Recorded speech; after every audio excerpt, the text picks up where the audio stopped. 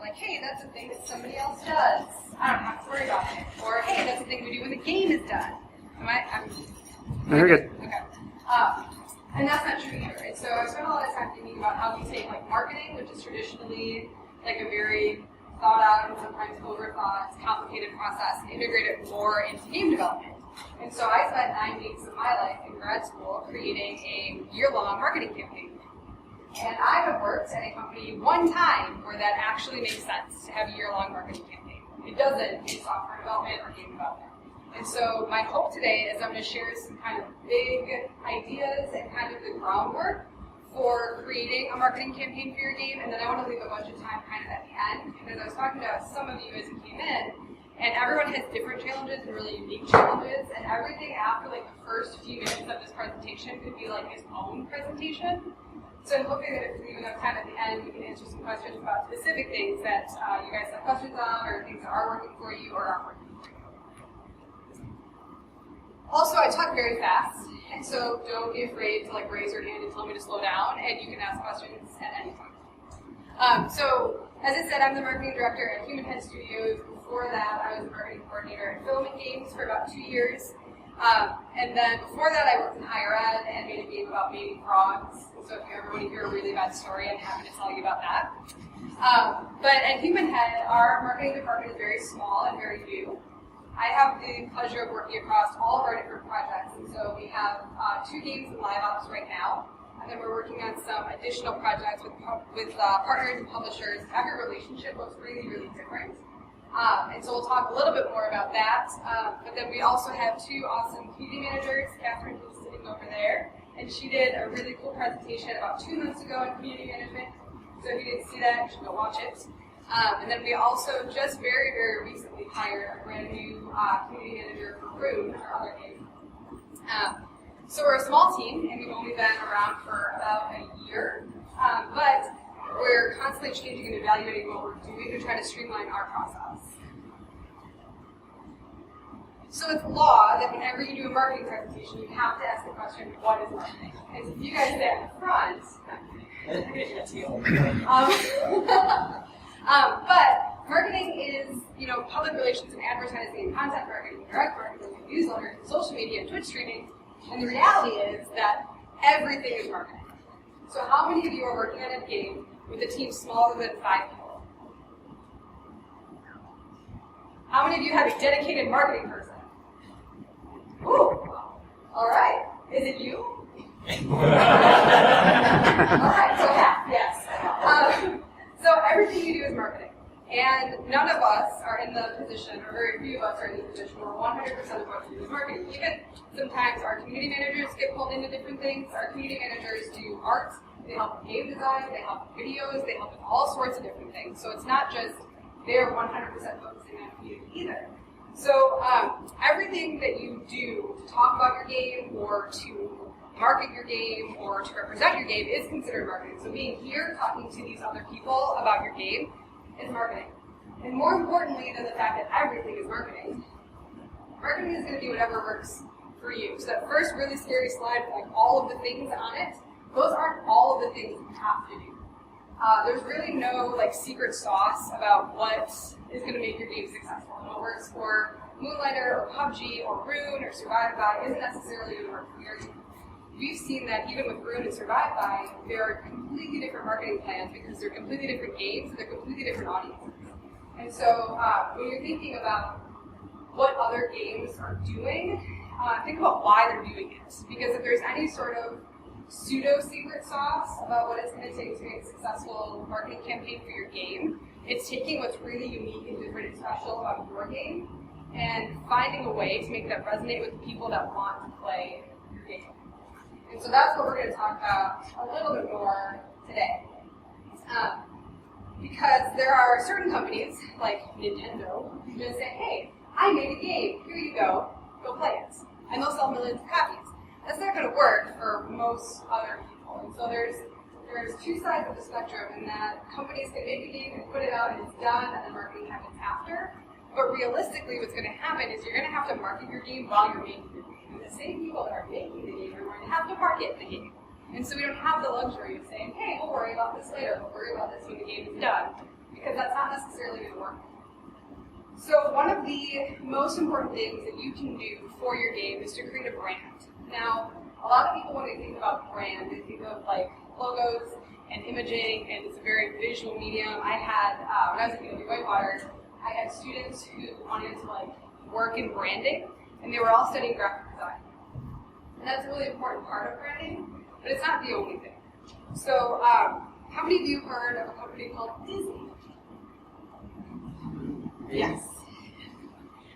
So Disney is like the poster child for a successful brand, because every single person is like embedded with a chip that makes them end a conversation that says, have a magical day. So you leave Disney having a magical day because every single person you talk to told you to have a magical day. So branding is about creating an experience around your game. I have 40-year-old friends who still want to go to Disney because they believe in that experience, because it's such an immersive experience. They've done a great job creating a brand that resonates with like small children to 40-year-old people who don't have children. And so you want to figure out what's going to make your game. You're not going to go like all out Disney, but creating a story and a narrative that people can experience. And how do you do that? What branding does for you is it allows you to differentiate your game from everybody else's game. So what kind of tone does your game have? What kind of style does your game have? We joked at Human Head that we have a dark and humorous company, and so our marketing on Rune is dark and humorous. And if anybody can figure that out, please let us know, because we haven't done it yet. But differentiating your game from everybody else's game is going to be important, and that's taking all of the pieces of your game and figuring out why it's different. When we first announced Survive By and PAX, we were kind of joking about how we took like all of these buzzwords and put it in the blender, like shook it up, and like that was the game, because it's bullet hell, pixel art, MMO, roguelike, permadeath. But we had to figure out all of that, what is going to make it different than every other game that's out there. And then we communicate that in a tone that's unique to our brand. So what works for Survive By doesn't necessarily work for Rune. What's going to work for a game that's, we'll talk about a game called Booklets in a second, and that's got its own character, and that's very different from other games. You also have to figure out your audience, because your audience, you can't market to everybody. You'll never be successful doing that. So you want to pick a target audience that makes sense for what you're doing, and that could be people that play a variety of different games. It could be age demographic. Ours for Rune is really interesting because Rune is a spiritual successor to a game also called Rune that came out about 18 years ago. It's not the same game, it's very different.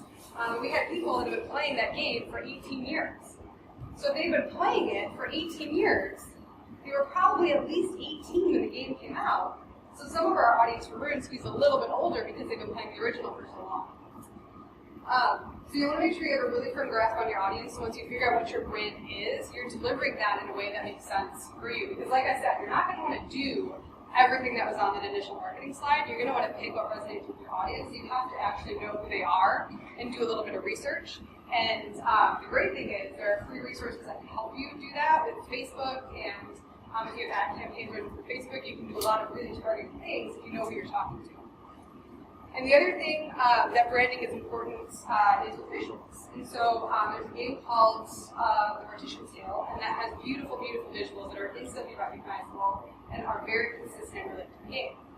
If you want to test how well your visuals are resonating, take a screenshot of the Steam page and throw your icon on there or your key art on there and see if it grabs anybody's attention. Take it around on the iPad and say, hey, what game sticks out to you? What would you click on? And if you're not clicking on your game, chances are you can do something that focuses your visuals a little bit more. And then consistency is so big. We'll talk a little bit about social media later. But consistency is huge, because if you are talking in too many different tones of voice, or you're talking about your game in too many different ways, people think that you're schizophrenic. So you want to make sure that you're creating a consistent image and you're presenting your game in a consistent way. So this is Booklets. How many of you have heard of Booklets? How many of you are on their newsletter? Yes. So this is a snippet from their newsletter. So what kind of tone do they have? Very whimsical. Yeah, very whimsical, cutesy, really fun, very casual, very transparent, very authentic. Apologetic. Scared. Most of the games aren't going to be like Like, because they give you a GIF if you don't want the email. No, I mean, it's like, we don't mind getting this email. Like, most games are like, check it out, we're awesome. Right. And so, like, this is a very competitive path. It's interesting. It's good. Fact check. Catherine, can I ask you a question quickly? The marketing person is a guy, right? Rebecca is a woman who's programming it, but their marketing is yeah. So it may have that really conversational tone, and that can work for a variety of different things. And so the thing that impresses me about Ooblets is how transparent, how authentic they are. So as we were talking before, there are kind of two ways, well, there are a million ways you can market a game. There's two kind of philosophies in that you're going to make a game and you're going to put it out, or you're going to have your community help you the entire way. You're going to put out roughs and screenshots and things in development. And, hey, I just had a napkin last night. Do you guys think we should go in the game? And Ooblets is kind of in the middle of that. But they're very, very true to their brand when they're designing the game and when they're designing their marketing. So we got really excited because Ooblets was in the PC Gaming Showcase at E3, and they were going to have a big announcement. And I was like, yes, it's coming to the Switch. I don't have a PC, everything needs to come to the Switch, Ooblets is going to be on the Switch. It's not. They introduced dance battles, which is probably going to be awesome. But that big announcement for them looked like that component of their game. And so that fits with their brand, and that fits with the style of game they're making.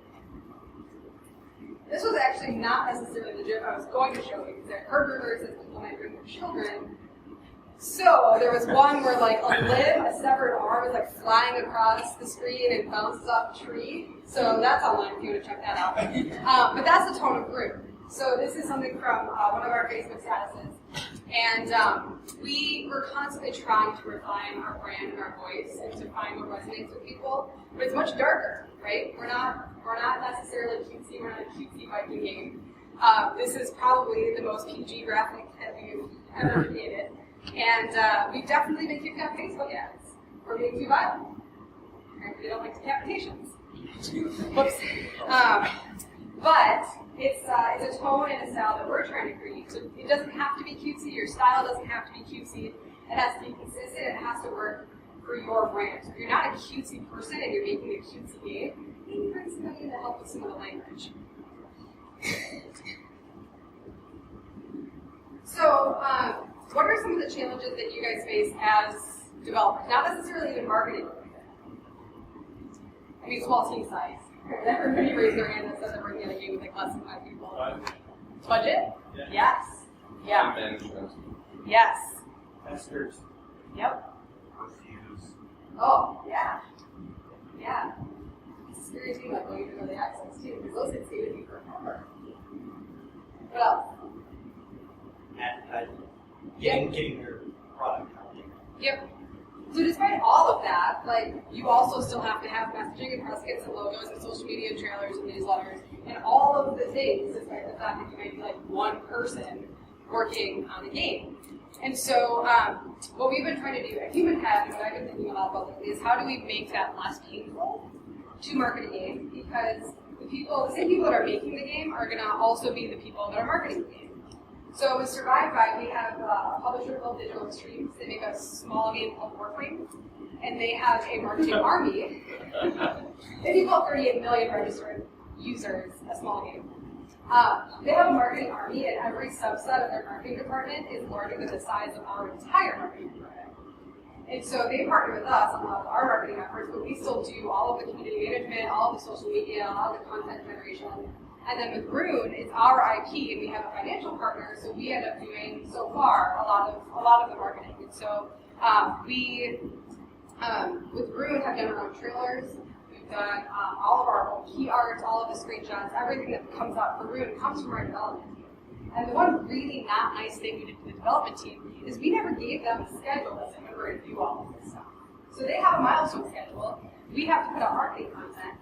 And when we were first setting up our milestone schedule, we didn't think that we should include our marketing events in the milestone schedule, and so that was a surprise to the development team. So, like I said, all of these things could be at least like another 6-hour seminar. So we're not going to dive into everything today, but we can talk about these at the end if you guys have individual questions. So like I said, one of the things that we didn't do with Rune initially was line up all of our marketing milestones with their development milestones. Because the same people are going to have to create them. And so let's just say that you have an announce, you have a first playable, and then you have a series of closed, open, alpha, beta, however you want to look at it.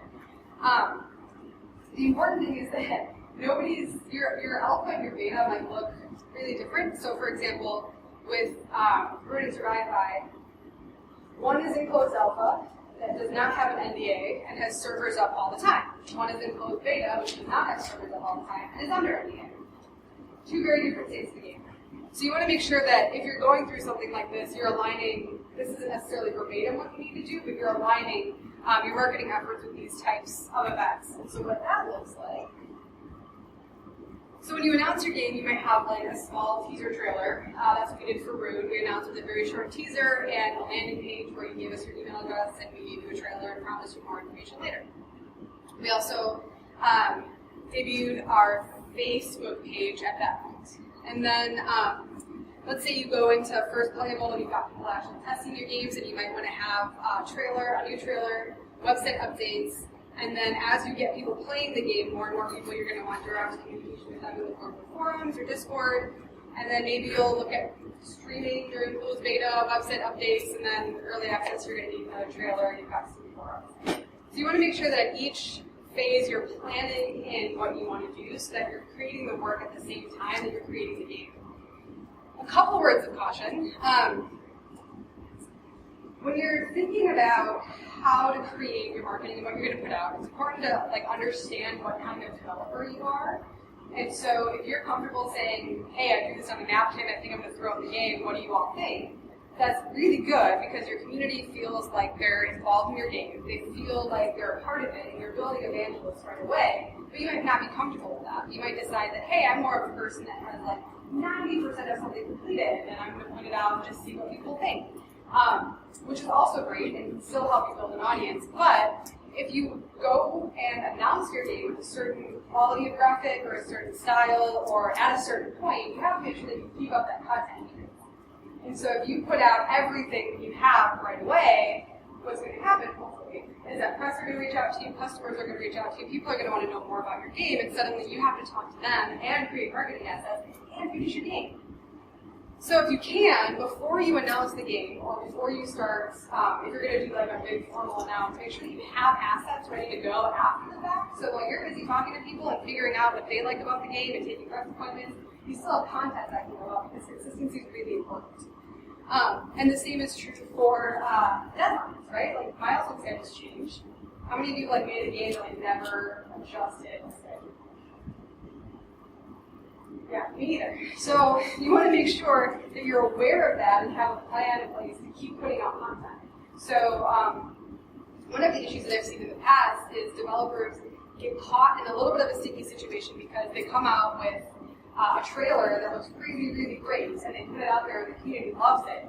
And then they adjust their schedule, and they have to come with 6 more weeks of content that they were planning for, and the game doesn't necessarily look like a trailer. And so now people are very confused because they see this awesome trailer and wonder what the game is actually going to look like. So if you put out something really, really polished that's maybe developed for marketing, make sure that you've got some additional assets that you can put out. Otherwise, your community thinks that we fell in the hole or that the game has died. So making sure that you have that consistency is really important. One other thing I'll say about streaming is that whenever you decide that you're comfortable like lifting an NDA and having streamers stream your game, make sure that you're also streaming the game. Like we talked about before, there aren't really hard and fast rules for a lot of this, but that is one thing that I do think is really important, is that if you have other people streaming your game and other people talking about your game and making it faster for your game, that there's an official source of information. Maybe that's a streamer that you hire, or maybe you have like a super cool best friend who's really funny and wants to stream your game. But as long as there is some sort of official channel for that, that gives people a place to go so that they know that they're getting the right information.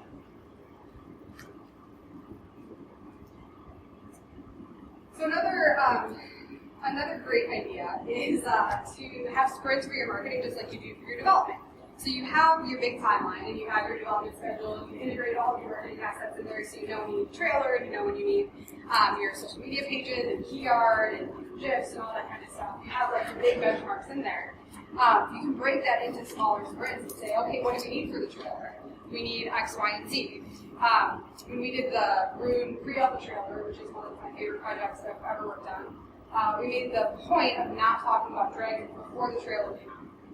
So we did a bunch of press, we'd announced the game, we talked about all sorts of different things, we showed concept art, putting out all the variety of assets from the game, and we decided we're not going to talk about dragons until after the trailer comes out, because that's going to be something really big that people are going to be excited about. So we broke down like each of the different phases of the trailer and said, okay, these are things we can put out leading up to the trailer to get people interested, and then the trailer comes out and then we put out dragons. So it's important that you take those big marketing milestones and break it down and integrate that with your sprints, because that's also going to help you create content. So as you're putting out content, you may have sketches, you may have storyboards, you might have assets that you're creating, and you can put that out in the meantime to get people interested. But it's important that you also iterate on that, like you do with development, and prototype and get feedback. When we announced, shortly after we announced the game, we came out with the new website revision for Rune and had a quiz. And you could go and you could take it, and we had like a big godline thing, and you could see which god was going to be in, or which god you should pledge to when the game comes out. And my very, very, very, very limited HTML experience, I made like a mock-up of this quiz, and it's so ugly, because I couldn't find a program that would do it for me, so everything was just like done in Dreamweaver. It was very bad. But we got a group of people under NDA, and we tested it, and we said, what do you think of the story? Is it too long? Is it not long enough? If we add graphics. And so we went through a testing and evaluation and iteration process on our marketing collateral, just the same way that we did with the game. We got feedback. We got a lot of feedback very often. And some of that feedback might be from your audience, and some of it might just be your metrics. I love metrics. So anybody who wants to talk metrics, I'm happy to do it. But it's important to take a look at your Google Analytics, your Facebook Insights to see what's actually resonating with people. I'm a big fan of weekly social media metrics, website metrics, seeing where things are going on a smaller scale, so every week. And then every quarter we do a content audit. So we literally download the Facebook Insights from every single post that we posted over an entire quarter. We don't do it longer than a quarter, it gets to be very messy. But we did it for a quarter, and we look at what type of content is the most popular. Is it videos? Spoiler alert, it's always videos. GIFs, photos. We did 360-degree photos. Is interactive content doing better? Does do photos or video do better as ads? And so it's really important that you're taking time to look at all of that, because that can give you really good insights. And maybe your audience needs videos. Videos are really time consuming. You don't need to make them. Chances are that's not going to happen, but you won't know unless you look. I had a question. Yes. In addition to social media metrics, we also capture in-game metrics for user behavior and analyze those in the same way. We are starting to. I would love to. That was something that we came up with later. So it wasn't necessarily in right away, but that is definitely something that both teams are working on now, is how to look at that kind of stuff. And making sure it's set up correctly. Google's not always the best vehicle to do that. And can lead you down a rabbit hole of some information that may or may not be working correctly. So what type of content should you post? It's important, like I said, to be agile and try different things and see what's working with your audience, because what works, like I said, what works for somebody else isn't necessarily going to work for you. And making sure that it aligns with your dev cycle and your style. So that tone is really important, and the tone matches the visuals that you're putting out as well. And evaluate. Marketing is really cheesy all the time. And so one of the concepts from content marketing that I love is a concept called big rock content. And essentially what it is saying you put out this big thing, right? And film it as an ebook, because that was our audience. For you guys, it could be a trailer. So you spend all this time working on this trailer, and your developers are working on this trailer, so they're not working on the game. And the trailer can be a great tool for pushing the polish level of your game. So you spend months and months and months, and you may or may not be laying on the floor of your office the day before it goes up, because you're not sure if it's going to make it. But you put out your trailer, and everybody loves it for a week. And then they're on to some other news. And you spent all of this time creating this asset that people loved for a week, and it got you some stories, and you're going to continue to use it. But because it is such a big asset, you chop it up into little pieces. And so what we did with the Rune trailer, the pre-alpha trailer that I was talking about, is we have it like as a full trailer, and then we cut it up into little vignettes for Facebook, and did Facebook ads based around parts of the trailer that we thought would resonate with the audiences of like other games, right? So Dragons, we targeted Skyrim. So we looked at the trailer and we said, okay, this little vignette would be great for a Facebook ad, and we're going to put this out and we're going to target it to these people. And so taking a look at, if you come up with like a big final piece of key arts, can you go back and take that apart and say, okay, so you guys have seen this big piece of key art, here's how it was made. Speed sketches, people love speed sketches. So if you're drawing something, record it, speed it up, put it out. A lot of people like behind the scenes. And sometimes, more importantly than like your game's Twitter account or your studio's Twitter account, people want to follow your Twitter accounts. So we went to TennoCon last weekend in Canada. Does anybody know what TennoCon is? It's the warfare. It is. It is the Warfare Convention. There were like 2,500 Warfare players at the convention. And it was huge. It was so exciting. They had this like 70-foot statue, like as you walk in, right? And they had a cosplay contest for somebody to win $10,000. Somebody cosplayed as one of the developers. Have you guys seen Warfare? They have like this beautiful art. They have all these really interesting characters. Like this guy just like walks up there and he's like, "I'm Steve. I'm one of the developers from this episode of the Development Diaries." Okay. So for Warfare, like, what was that? Did he win? He did not. He did not. No wonder, I was blown away by like some of what they did. It was insane. I thought it was hilarious. I probably would love it really bad. He just had like a Pittsburgh Steelers sweatshirt, I think, and he may or may not have shaved his head. I'm not sure if it was just like a coincidence that they were both bald, but. So for Warframe, one of their big keys is interacting with the community, and they have each of their community managers, their developers have thousands and thousands and thousands of Twitter followers because people care about the development behind the game. And so it might be a situation where people just love you way more than they love talking to your studio or something, even though you might be the same person. That happens to us all the time. I don't know what fans think of like the size of human head, but like I'll be talking to somebody on Twitter and they'll reach out on Facebook and like, "Hey, still me," and then they'll email me and I'm like, "Yep, still me." So they just might like the way that you talk about your game differently than the way the studio talks about your game, or the way that if you have like official game accounts in addition to your studio accounts that they talk about it. So it's really important that you're building those relationships that way as well, because you never know who's going to want to cosplay you at a convention. So revisiting social media, like I said, being consistent and authentic, and we kind of derailed into this during the last slide, but there's no necessarily like a checklist to say like, hey, I want to do Instagram and Facebook and Twitter because everything's going to work. It's about what is the best way to deliver your style. I have friends that are developing games that have been Twitch streaming since day one, and they stream everything. They stream all of the programming, all of the art, the whole 9 yards, and that works for their audience. And so you may find that works for you, or if your game has a really interesting art style, it may be more beneficial to stream the art style. On Twitch, Mixer, Facebook Live, YouTube, all of the above, Instagram.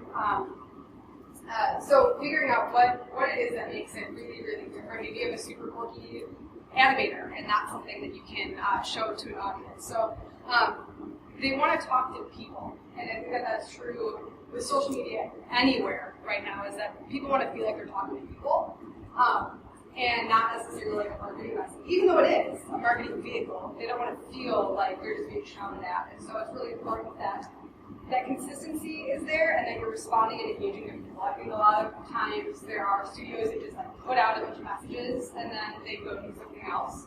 And then people chime in and they respond and they want to talk to you, and then no one's there.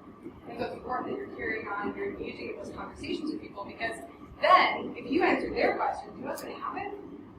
They're going to answer questions for you, and then you don't have to do it. And then they're going to turn into your forum moderators, they're going to turn into your Discord moderators, and they're going to be your brand evangelists because they feel a personal connection to you and they want to help you make your game. So if anybody knows the answer to this question, you can come up and help us out. So as we talked about before, you can stream on Facebook and YouTube and Twitter, or you can Periscope on Twitter. And Twitch and Mixer, there's a variety of ways. And streaming is kind of sometimes a big scary thing because your game might be under NDA, you might not think it's ready. So, like I said before, make sure that whenever someone starts streaming your game, you're also streaming your game so that there's a source of official information out there. And just because it works for PUBG does not mean it's good for everybody, because not everybody has a session-based game. So make sure that if you are streaming, you're doing it in a way that makes sense for you, and whether or not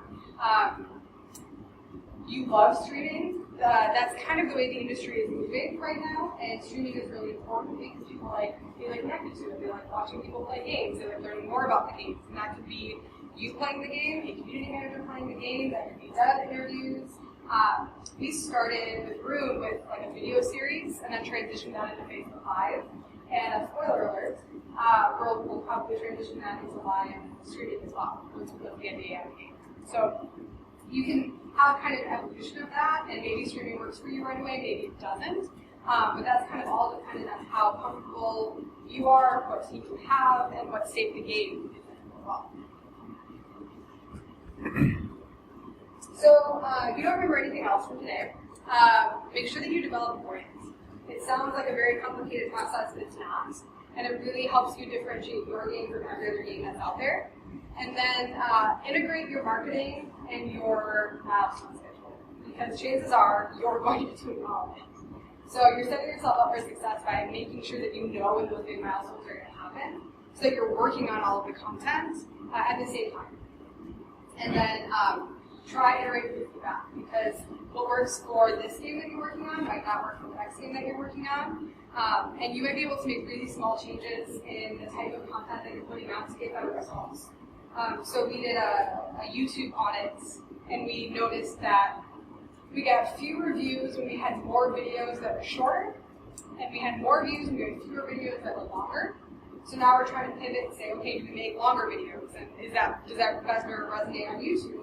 And then we cut that in half for Facebook because it gets more views on Facebook. And so your metrics are never all in the same place, which is a bummer. But taking a look at what content is performing better on which channels will help you make smarter decisions on the content that you're putting out. And that's about it. Yes. Wow. That was a good question. About your last one, is there any sort of like metric consolidation tool